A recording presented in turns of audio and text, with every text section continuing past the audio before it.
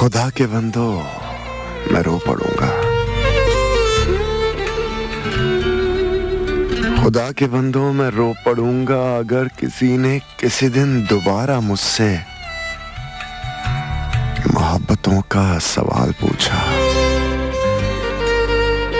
अगर किसी ने किसी दिन दोबारा मुझसे मोहब्बतों का सवाल पूछा, सवाल पूछा तो मैं रो पड़ूंगा।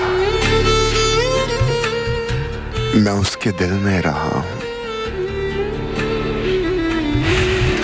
मैं उसके दिल में रहा हूं, लेकिन अब उसके दिल से निकल चुका हूं। वो अपनी राह चली गई है, मैं अपनी राह चला गया हूं।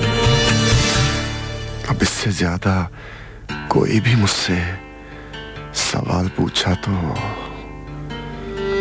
मैं रो पड़ूंगा। रिजवान आपके लिए प्ले करने जा रहा हूं।